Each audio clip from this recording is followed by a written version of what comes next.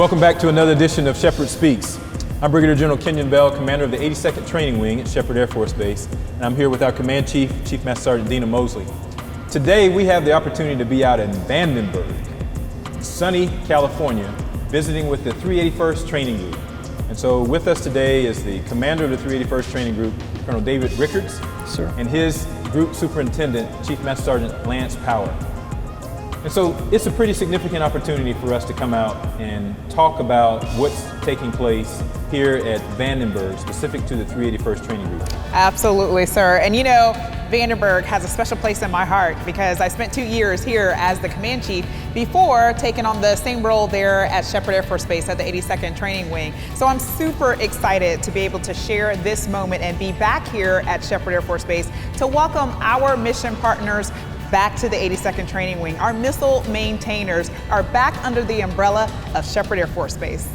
This is pretty special. You know, when we think back a little bit about the link between the 381st Training Group and Sheppard Air Force Base, we can very easily see that missile maintenance training used to be done at Sheppard Air Force Base, back when it was the Intercontinental Ballistic Missile Maintenance Training along with the Intermediate Range Ballistic Missile Training.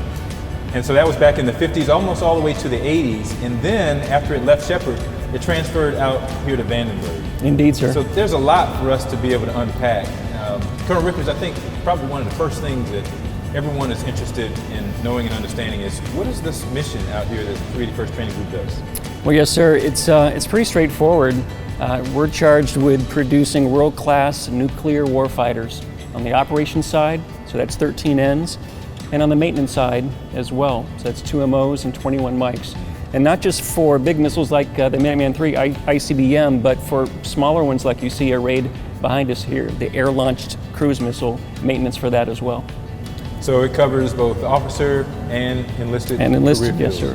Across the board. Mm-hmm. Yeah. Chief, what makes this kind of special in your eyes, this the mission that goes on here, the criticality of this mission?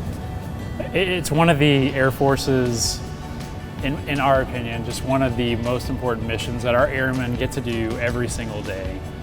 When Colonel Rickards and I get a chance to meet them every week on the enlisted side that arrive from basic training, it's just exciting to see that passion, that desire in their eyes. And I always ask this question to them: when's the last time the United States has ever used a nuclear weapon? And more often than not, they go back in history, they account to World War II and other periods that they think is the correct answer. But the response, sir, is every single day. Every single day in deterrence, every single day in the training that the airmen and the 381st and the 532nd Training Squadron accomplish. Yeah, and you know, that I think that linkage that you just talked about, the 532nd and the 381st, it brings us really to why are we even here? You know, there's been a transition that has taken place that brings the 381st to the 82nd Training Wing. That's right. What is this? What's this big change that just happened? Right. Well, yes, sir. About 4 months ago, General Tullis started the process of moving the 381st out from a direct report to her under your watch care out there at the 82nd Training Wing, because she knew that the Space Force was about to take the 533rd Training Squadron, which we haven't mentioned yet. They're the space operations outfit here at Vandenberg.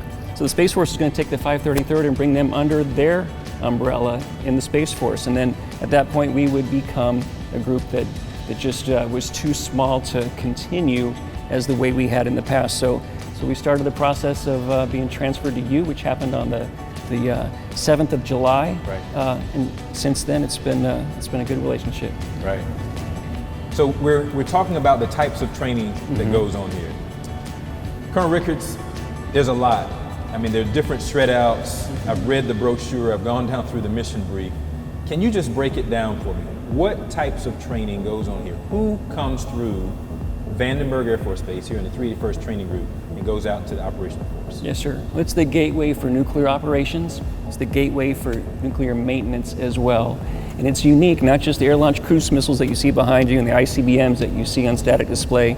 It's unique in the Air Force in the sense that maintenance is just as important as operations for us. is we have to be able to execute an order from the president to expend a nuclear weapon if we need to. And so just like, to use an aircraft term, just getting that plane out on the ramp shows that we're capable. In our terms, it's getting that missile on alert and ready to go if the president asks us to. It's getting this air-launched cruise missile ready to go if the president needs us to. So it's maintenance and ops that are joined together in that sort of operation.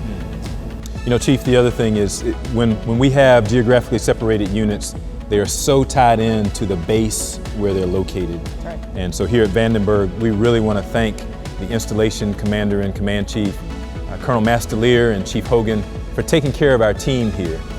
Everything that we're hearing about today just can't be done without the support of an installation team. Indeed. So we really appreciate you taking care of our team out here. Thank you very much. And as we make this transition, we'll hear more about the wonderful things that are taking place out here at Vandenberg with all of the teammates out here that are performing their mission with the 532nd Training Group and the 381st Training Support Squadron. So we're happy to have you. Glad to have the team on board, and thanks for letting us come out and spend some time with you. Yes, sir. Join us again for another edition of Sheppard Speaks, coming to you real soon.